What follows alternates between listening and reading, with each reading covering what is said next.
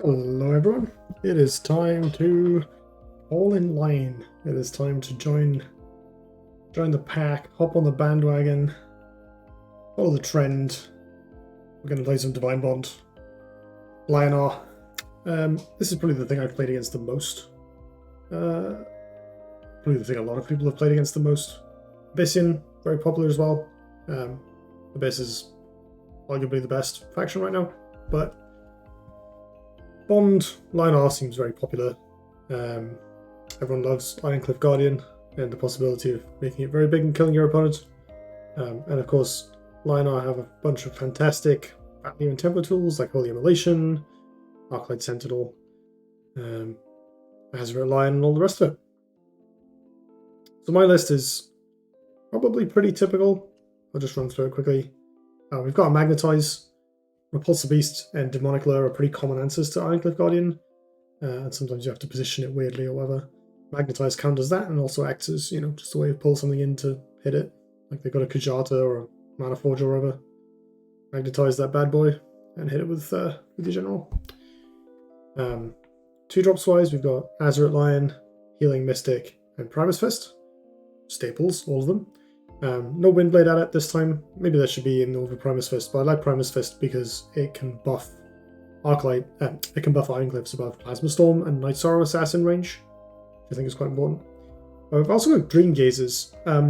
So there isn't really a good 1-drop to play with Holy Immolation anymore. The only 1-drop that's like particularly interesting is Prophet of the White Palm, and that is extremely bad with Holy Immolation because it prevents the damage. You could play Helm of Mechazon, more is okay. But none of these really speak to me as a card I super want in my, largely buffless, outside of Bond, Lionar list. Dreamgazer costs 0. And it's a bit awkward because it only goes behind you. But in those games where, the two sides have met in the middle, and you're sort of crossing over and around each other, Dreamgazer can give you a Holy Immolation target for free. It's also just kind of a handy card. I wanted to try it out, and there's a little extra payoff for it later that we'll get to in a second. Plus, you can use Arclight Regalia to counter the 2 damage. There's a bit of an awkward number there because it means you can't hit something with it at the same time, but worth noting. We also have Lasting Judgment. This card is great. It's one of those cards where you can play your 2-drop and kill their 2-drop if you're going second, and that tends to be very important. Martyrdom is kind of essential right now, as well as being very good against Ironcliffs and LB Sages in general. It's just 2 mana hard removal, with the downside that, yeah, it exists, but we're not a super aggro deck, it doesn't matter that much. Arclight Sentinel, classic tempo card, absolutely brilliant. Can also be used to buff an Ironcliff out of Plasma Storm range if you're worried about it, and you don't mind losing the health too much. But mostly this is for killing things. Or, getting 2 extra damage and for lethal. Divine Bond is the deck's namesake. A lot of Bond lists only play 2, despite being, a Divine Bond deck. This is because, the card is very clunky early on, especially at 3 mana. Back when Duelyst came out, it cost 2. I don't know if it was 2 mana. I don't know if it was 3 mana back in this patch that the devs rewinded to, and they just left it as such, or whether it's been like re-nerfed. But it costs 3. It is pretty clunky. Excuse me. We play Silverguard Knight. One of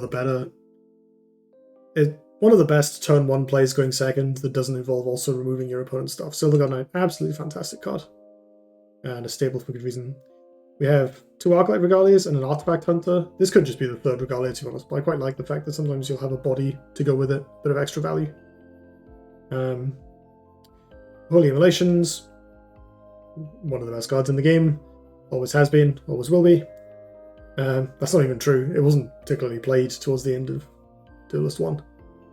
3 Ironcliffe Guardians, and then some other heavy hitters here. So I built this deck partly because I wanted to try some expensive minions. I had heard that people were getting some value out of them, and Bone Reaper got a little bit buffed, 10 toughness now, 9 was already a lot. It's quite nice to have even more. I hit Red Cinder was kind of good, and this is also where the combo with Dream Gazer comes in, because you can get 2 activations of it.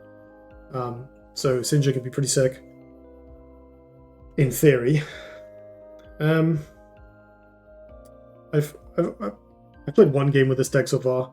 I'll be honest, all the expensive cards sat in my hand the entire time, getting in the way, and I killed them by playing 2 cards a turn from the rest of the list. I feel like this is going to be a common problem, but I'm interested in exploring it at least. One thing I suspect is going to be an issue with playing these expensive cards, right? If you just have a couple of 5-drops in your deck that are things like Ironcliffe Guardian, your opponent can just kill them because they've got hard removal or repulsive beasts or whatever. This hand is terrible. Let's look for a 2-drop. God, these 3-card starting hands are awful. What is this nonsense? Which of these do I hold on to? I guess the Bond gives me a plan, but the Bone Reaper is the better card. Oh god, we're in trouble. Okay, Silver Guard for turn 2 is not bad. What was I saying? Yes, expensive cards. So if you have like a couple of these in your deck, they can just die, which is really awkward. If you have a bunch of them, they clog up your hand something fierce. Your opponent's kind of done nothing, that's pretty good. Alright, let's get rid of this. So I can punch, Lion, Lasting Judgment. I don't think it's really worth it. I think I'd rather just develop Silver Guard Knight.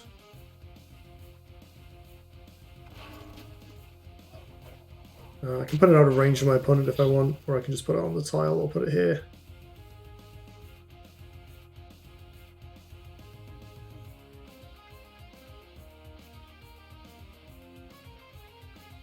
I don't hate this, actually.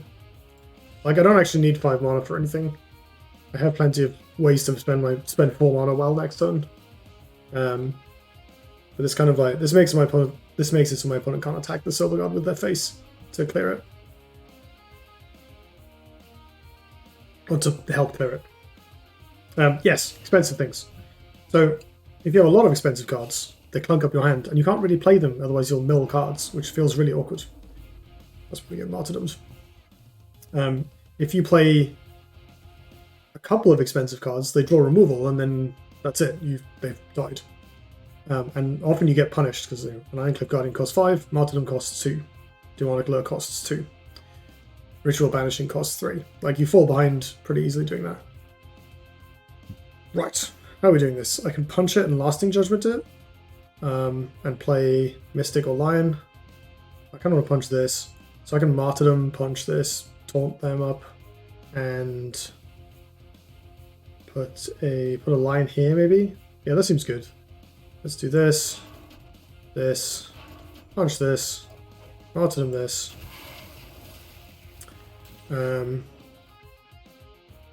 So I can hit them and Healing Mystic it, actually. Or maybe the Lion is better. The Lion is probably better in case I draw the ammo. Which of these cards do I replace? I kind of want to attack, actually. Although a lot of people are playing Spectral Blade at the moment, so maybe I'll hold on to it to make them put a bit more effort in.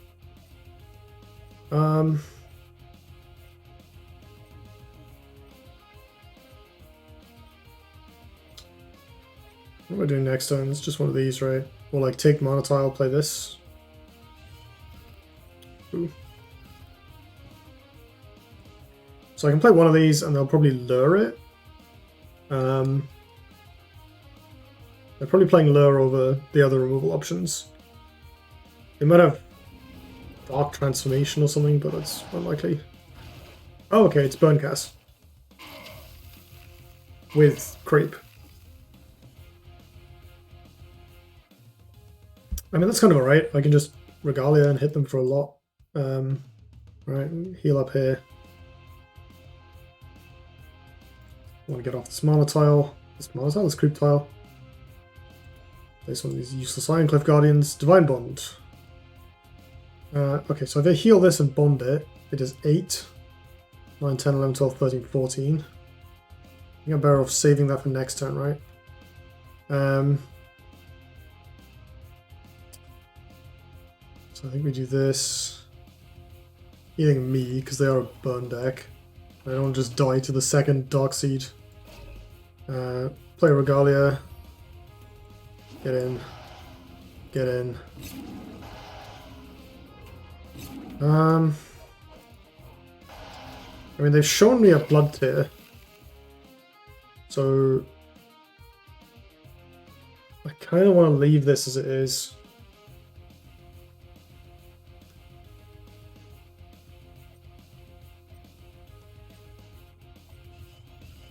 Okay, Ammo is good.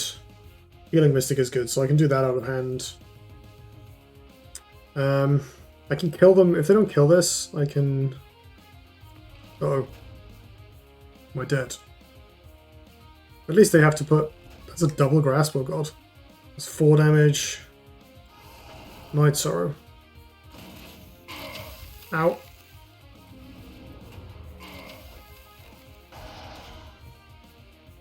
Right, they're on 10. Well, these cards don't do very much, or do they? If I bond this, that's 5 damage, 6, 7.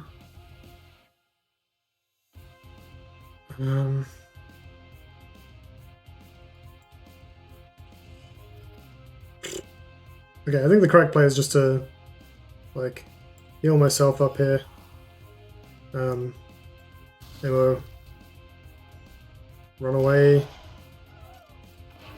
Probably don't stand this on the crit tile. Let's do this. Well, 11.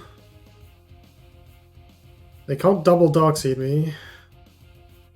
Darkseed, double Void Pulse. Spectral is fine. That's okay. Actually, it's not okay. I don't have a way out of it. This has to stay in my hand. I can just play it and roll the immolation, actually. There's any minion. I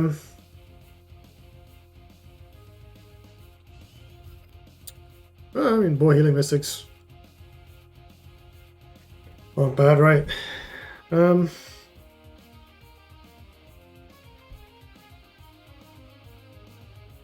It's a bit awkward.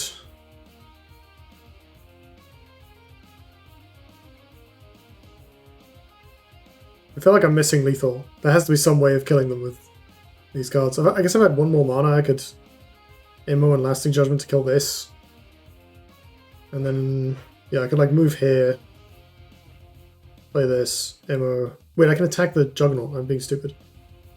I think the way it works is they die before the Spectral Blade triggers, so this should be lethal.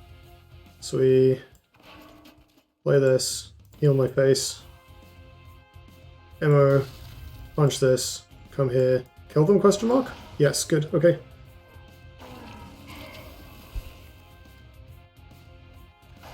Okay. This did nothing, this did nothing. And there will be games where they, I mean, maybe I should just be jamming my Ironcliffes more often. It never feels worth it though, like, I'm always in a position where like, I'll just mill a card or, you know, if they kill it, I'll take like 6 damage and then I don't know. I played against like Ironcliffes and usually they're not that impactful. Dreamgazer on 1 is kind of cute. Just get an extra body in there. I guess I do this. Maybe this is worth it actually. With if I have 2 minions, I can take the mana tile, move the Dreamgazer into the middle and go, but it's unlikely to work straight away. I want a mulligan for another 2-drop. Oh my god. You are joking. Well, let's do this and see what happens. Ah, perfect. In the Dreamgazer, I mean, sure, I'll take it. But it's not even good. I think I just want to play it. Double blood tier? Really? Alright. Oh, okay. Weird. Okay. That is quite awkward, I will say. It's interesting that people are picking up blood tier again. I really don't want to get rid of these. I mean, I guess this is still a creature. It's better than nothing. But maybe I can't play it anyway useful, right? I may as well. Yeah, alright, sure. What do we got? Oh, great. Excellent. Perfect. Sure. Okay, we drew a card that does something. To be fair. Oh no. Oh, I'm so dead. So unutterably dead. Can I?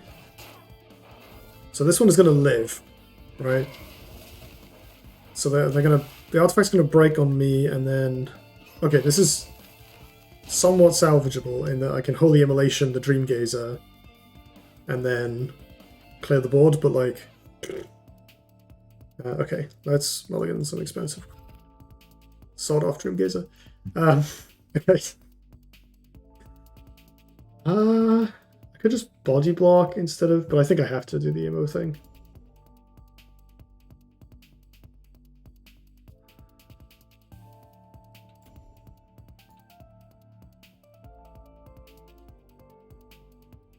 Is there anything else I can possibly do to get out of this? I can move back. Actually, I can put two things in front of me. Maybe that's better. Why is it better though? Because like, no, because I'd rather have a board. I might just die if they have like multiple pieces of removal, but I think this is better off.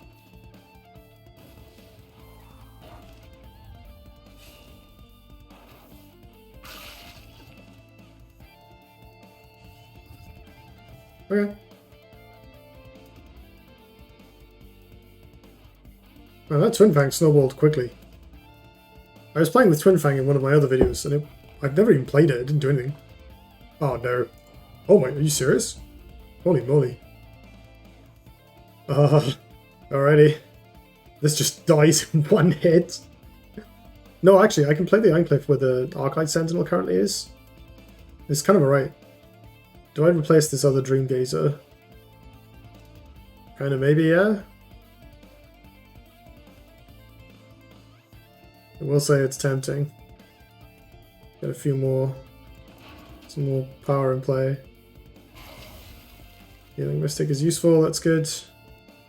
I'm gonna go and take a charge off.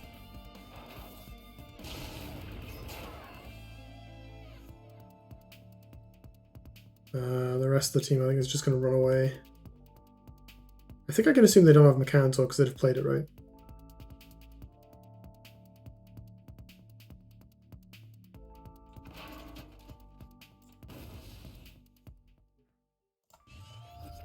Okay, good. There's a martyrdom. So I can kill this. I don't know how I win, but so they can clear this with... Okay, blades. That's pretty good. Jesus.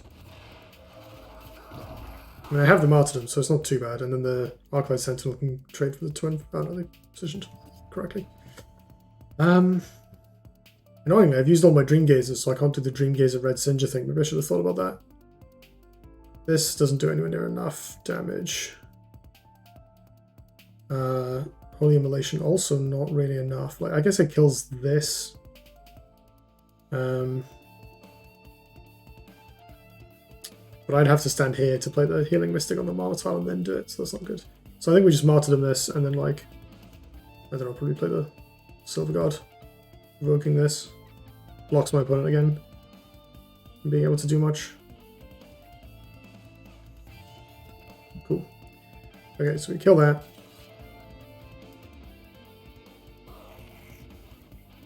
Block here.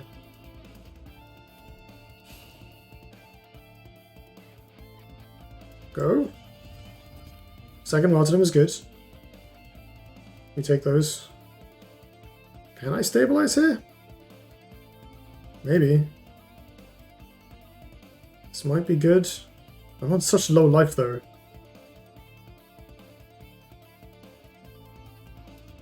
Such a strange deck. Twin Fang and Archon Spellbinder together. I mean, the Twin Fang's working. But...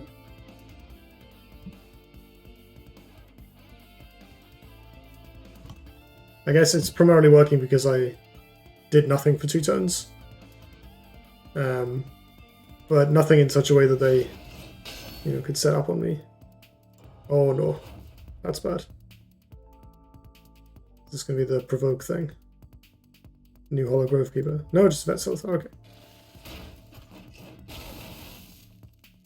Vindicator's funny at the moment because, like, this is like the best combo with it. Like, Vindicator into Silithar on curve.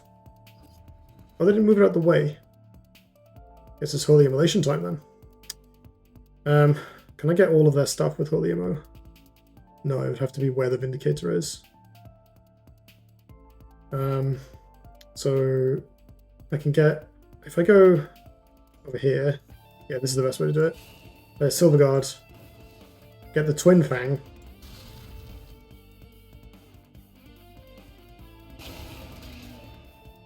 Finally, minus 22 attack.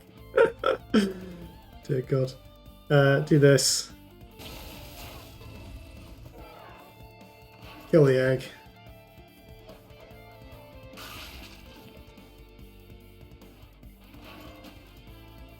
What do I replace? I kind of need all of this, right? I want Healing Mystic Immo. I need this in case they play a big minion, and Red Singer is also pretty good. Nice. Okay. Well, I'm kind of ahead on resources now. Alright, let's see your... Oh. Okay. Stop playing those. Actually, this is fine, because I can play Red Singer and hit the Healing Mystic with my General. And then, like, cash this in for the other 2 damage, right? No, wait, because the Healing Mystic... I need to kill the Healing Mystic. I hope this works correctly the way I think it does. Because otherwise I just lose the game on the spot, don't I? Right, so we cash this in. I think I'll take some healing. Heal this actually, but I think I'll heal myself. Go here, attack this. Red Singer goes here. Kill this. Then this triggers and kills that. And then I die to Warbeast. On the flip side, if they have a Warbeast, the Red Singer will kill it, which is kind of nice. These cards are all pretty good, I guess. Might replace Arclight, because I kind of want to run away.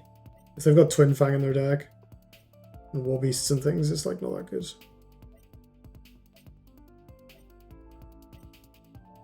Yeah.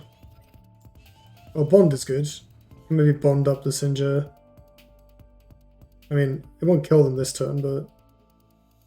To be fair, if they leave it undamaged, that's 14, 15, 16, 17, 18, 19, 20, 21, 22. So in theory, if they don't kill anything, prevent anything... Okay, so I still have lethal, right? So this moves over. I Immolation it, puts it back to 7 HP. They go to 17. Divine Bond. Yeah, I win. Immolation. Divine Bond.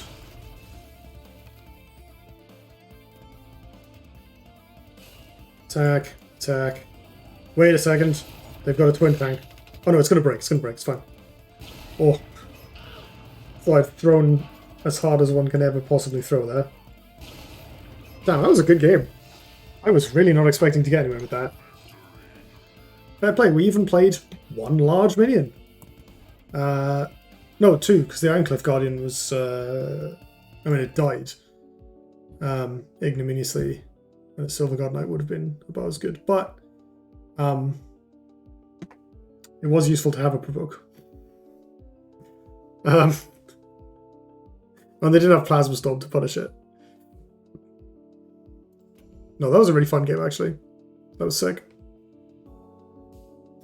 One more. Let's see if we can get the big minions to do something. I think the Singer is good, actually. I've always appreciated... Which one is me? I'm on the draw. Okay. Oh, that's cool. I can do this on turn 1. Make a 3/3 Azurite Lion, potentially. Maybe not. Ah, no, it's probably still good, right? Attack this. Double Primus.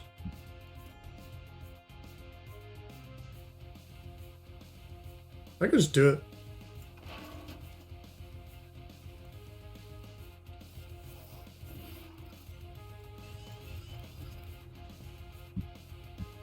Okay, this might be a game where, given I've done this, we're gonna need some big dudes. So if they have Lasting Judgment, obviously this is bad, but...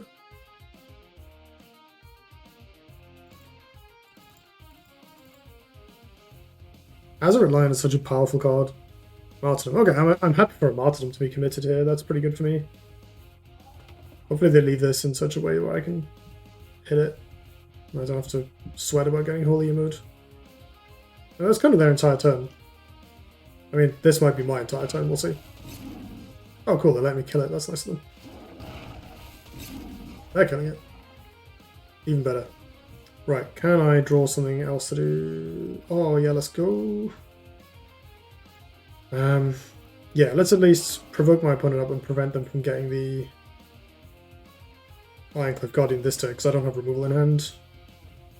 Do I attack them? Yeah, why not? They have way more cards than me. Let's try and get some pressure going. That's good as well. Alright, that's 2 Martyrdoms down. Maybe this survives. I feel like my opponent might regret that decision. Okay. Primus Fist Regalia is sort of tempting, but it does hand the board back to them in terms of playing a big minion, so I think I'll jam this out there. I guess I take the tile. I could just do this and like start working on punching this down. So this is a free kill. I mean, I guess they can immolation it, but sure, you do that. Silver Guard. Applies to this.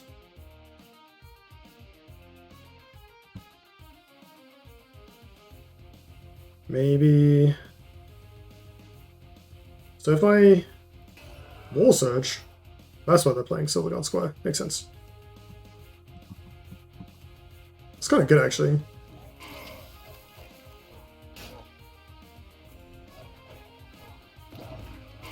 Brave.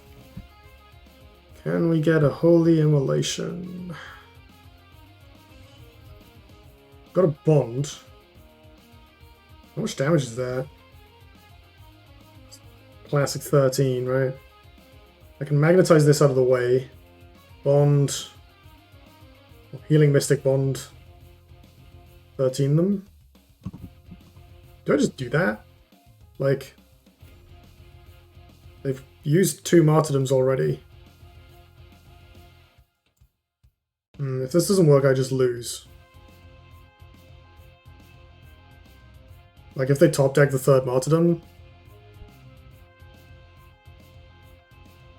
Or even a Repulsor Beast, because I've used... This is my 1 Magnetize, so a Repulsor Beast is also pretty backbreaking. I mean, I have a Regalia, but, like... It's rough. And so I think I'm going to try it. Attack this. You get over here. This is such a weird play.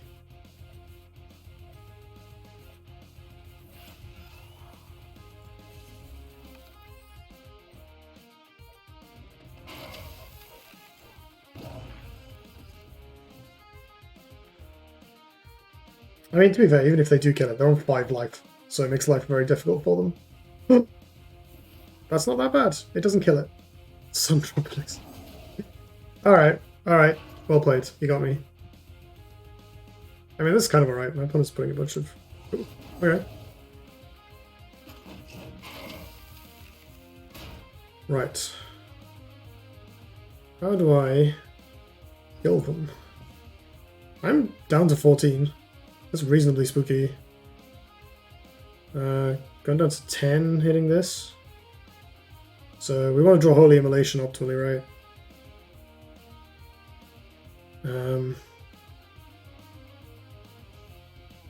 They die to Immo? Yeah. Play this Immo. Actually, they don't quite. I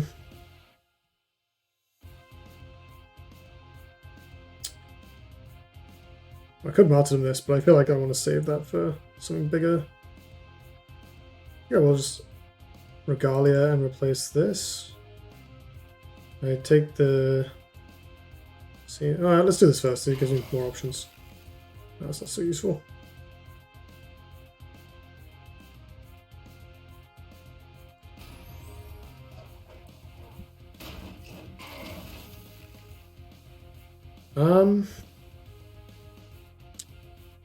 Yeah, obviously doesn't help too much. So I can kill this to free the Ironcliffe up. I don't think that's worth it. I'll just save the card. Attack them. Attack this. Try and spare my resources a little bit. There's the ammo. More healing. They're up to 6 cards in hand, even though they've played 2 Sundrop Elixirs and a War Surge. How's my opponent got so many cards? They've been like spending their mana and stuff. What on earth? That's pretty big. Tree Strike. Okay, well now they don't have quite so many cards. That is an opponent who is unfamiliar with Arclight Regalia. We don't need this because I've already got one. How do I win this game, this turn? So this does 4 to this, I can kill it. 4 to them. I mean, I feel like Holy Immolation is definitely happening. The question is, in what form? I think what we do is this. We hit this with the Ironcliffe. Pop the ammo. And then I can either trade here, attack them and play Silverguard, or I can kill this with the Arclight Sentinel and get in... Oh wait, that's lethal. I miscounted and thought it wasn't lethal. It's lethal.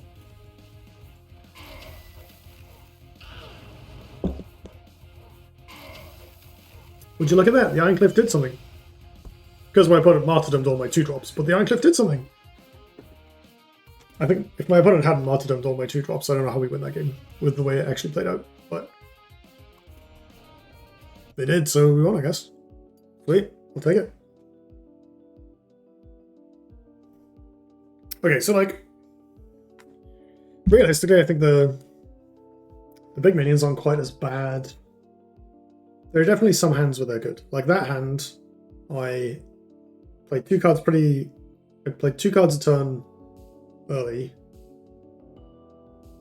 And then it was pretty natural to like spend my turn playing a 5 mana card and reload a little bit. Right, because like if your hand is low, expensive cards are kind of like a card draw. You lose some tempo, but you're at least getting a big minion in play. Yeah, they'll remove it probably, but you're still kind of, you know, reloading your hand on resources a little bit. The problem comes the previous game, or in fact all the other games I played, where it's like, okay, I haven't had that fast to start. Now my hand is just full and clogged with these minions that are like... It's one of those things where I kind of always assume an Ironcliffe is going to get removed. And, you know, not unreasonably, right? Like, I can usually remove them when I'm playing. I have not really had that much trouble with dealing with Ironcliffes. Especially because there's no Bloodborne spell, you can't play Argent and buff them out of range of Night Sorrow Assassin or Plasma Storm, so they can get really punished. And of course, the tempo hits from getting them martyrdomed and stuff is quite substantial as well. This is why, Magnetize is so good, because Abyssian is very popular. Abyssians mostly use Demonic Lure to deal with Ironcliffes, so you can magnetize and kill them anyway with Divine Bond. But it's still it feels very... You're kind of crossing your fingers and hoping, which I think has been a theme, right? Looking back over the other decks I've played, which you see before you hear most of them, they are very inconsistent. I think 2-draw exacerbates that because you get the really small starting hand, and then sometimes you have the draws where your deck goes rum, and other times you have the draws where the deck kind of, this minion's expensive. It's not like the games are always bad or anything. They're just analyzing, like... It has felt... I think that there were always decks like this in Duelyst, right? I played aggro, like an aggro Reva type deck in a tournament once. And I lost... I got knocked out of the tournament because like I played 2 games with it, and in both games I just didn't have a 2-drop, and I just was blind for the whole game and couldn't recover from it. And that's like, it was a Song High Tempo deck. They tend to suffer in that respect. But I think a lot of decks in 2-draw are a bit like that. Both because there's lots of aggro decks, but also like there's definitely been some games where my opponents didn't really do anything for a couple turns, and like if I'm playing a reasonable deck, they just die. Because like that's the thing. I've also played so far. I've played some moderate decks. And some pretty out there experiments. And I think if you're just playing Burn Abyss, a lot of the things that my opponents have done, or not done, and a lot of things that I've done or not done in these matches, you just die. Like, you just die. And we've managed to scrape some wins against Burn Abyss, but that's partly because, like, I know how to play against it. To an extent, and it's sort of a bit of a known quantity. And sometimes, people are playing like weird lists and stuff. Like that Cassiva person we played against who was playing the creep stuff as well as Darkseed. So their deck had, 4 mana creatures with no opening gambit that I can just remove, that allow me to interact on an axis that my deck likes instead of just them hitting me in the face and me dying. As a side note, I haven't put Circle of Life in this deck, but I do remember people playing it, including me, I think, in the preceding network test, and it is a very, very good card. It's very well positioned. It clears most things, but more importantly, removing something and gaining 5 life is really good. Even though it's a 5 mana spell, it's quite clunky. 1 or 2 copies of Circle of Life can be an absolute lifesaver in any sort of racing situation. It's really good in Tempo Argent because you'll be emptying the hand a little bit. Less good in decks with other 5 mana cards. Yeah, I don't know. It's interesting. My thoughts on... Just going to do a little end of video soapbox for a second. Maybe I'll do a wrap-up video again at the end, but... My thoughts on how this game actually plays now, how this meta should play, is have sort of evolved a little bit. Like, I kind of went into the first network test thinking like, okay, 5 mana cards are basically unplayable, because you will, as in literally, like if you play them, you'll just get punished and die. And I think that is still largely kind of true. There are still matchups where both players are playing big stuff because, like, I think there's room in the metagame, and I think this is what happened at the end of the first network test, according to reports I received from folks in Discord. But people started playing things like Heal Lionar to beat the aggro decks, and then people started playing big things to beat stuff like that, beat control, beat anti-aggro control. Because if they're playing a bunch of, like, I don't know, Sundrop elixirs and things in their deck, and you're playing big minions, you can just sort of outlast them and end up with more cards in hand than them because you're spending them at a slightly slower rate over the course of, like, 15 turns while neither of you kills the other. But I think there's a concept of metagame levels in card games where, like, if you think of a level 0 deck, right? They start at 0. Level 0 is just like the best deck. So you're just playing whatever you think is the strongest deck in a vacuum, or the one that has the highest win rate if you have stats. So for the sake of argument, let's say, so in this, maybe you do what I did and you look at the spoilers and you're like, wow, all these busted old Songhai cards are in, let's play that. Or more realistically, maybe it's Burn Abyss, right? Burn Abyss is like the best deck, it's sort of on paper right now. And then level 1 decks are decks that beat the level 0 decks. So these are not necessarily decks that are the best on a sort of air quotes objective level. That's not really a thing if you think about it, but this is a deck that is targeted at the like level 0 deck. So in this case, it would be Heal Lionheart. So against aggro decks, you can outlast them with Lionheart, with healing, and provokes and other forms of sustain,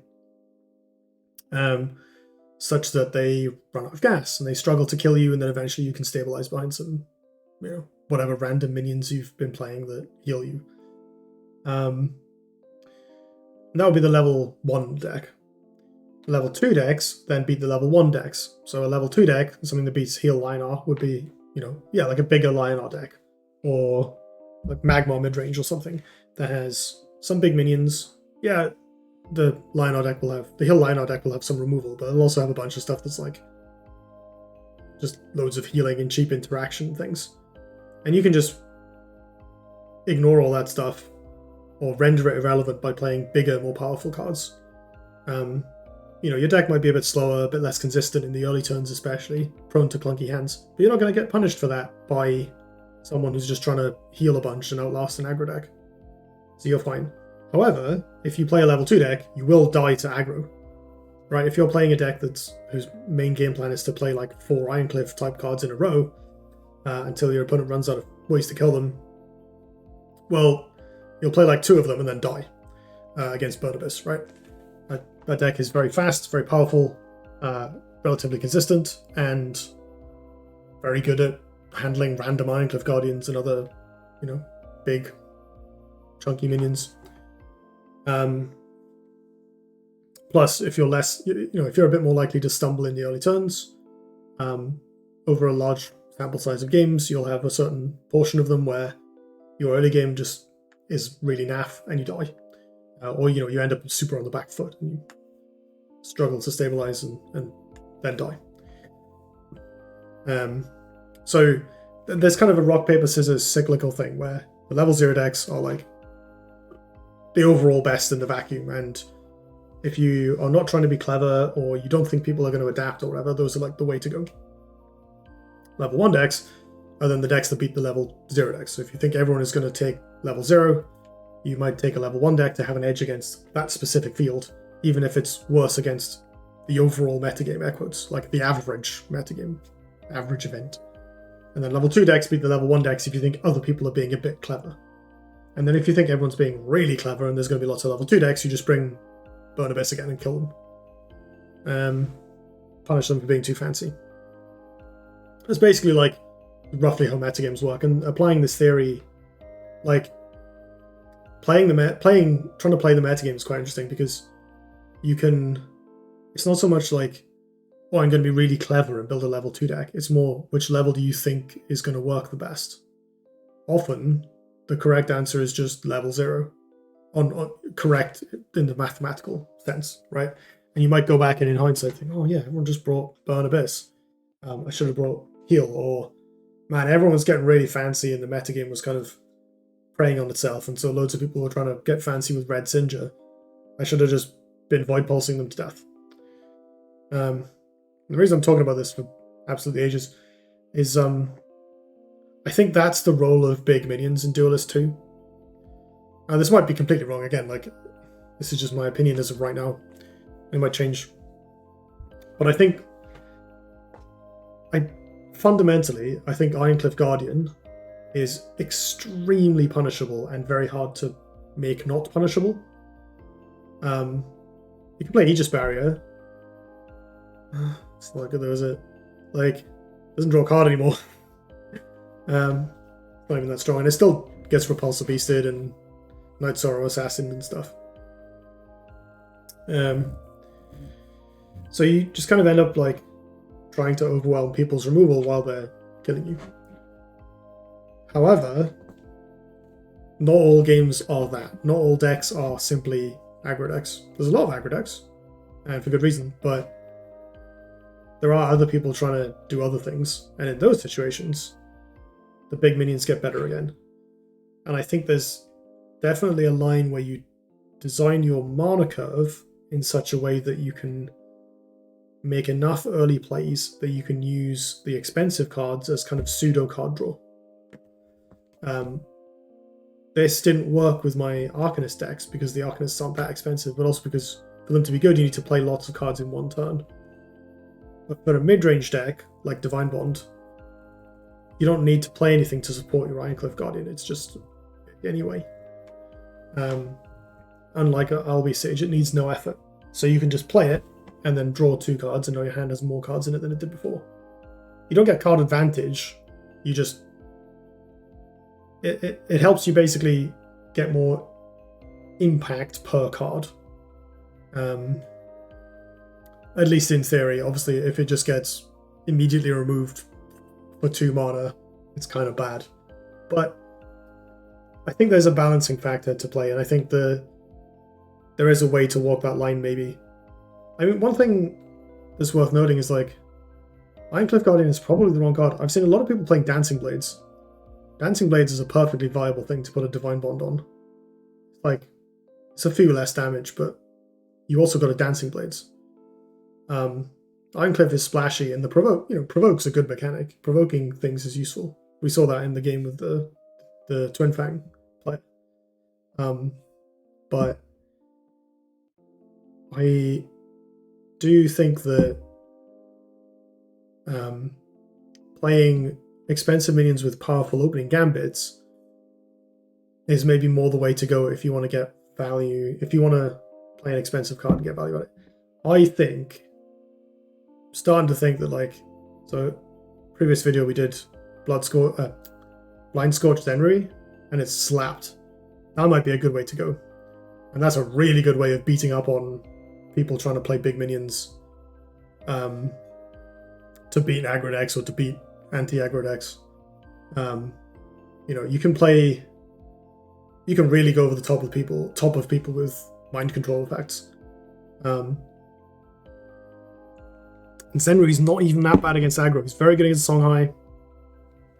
And it's okay against Abyss. It's like whatever, but you can still steal a Healing Mystic and just have a little bit of a tempo swing, some body blockers, come up the board, you know? It's not totally awful. Something worth thinking about, maybe. Right, I should wrap this video up. I've talked for long enough. I've got a couple more decks left. There's 1 day left of the network test as I record this. This is Sunday night. So I've got Monday, basically, to record stuff. I'll try and do more videos. As of right now, I don't know if I'll have the time, but we'll see. Hopefully I'll be able to squeeze in a couple more. I have at least one other, I have an Punch deck built. So hopefully I'll be able to play this. It's just the same thing, but with Albi Sage, basically. And good old Aegis Barrier. So yeah, that's some Lionel games and some ramblings. I hope you enjoyed. Have a good one. Catch you around.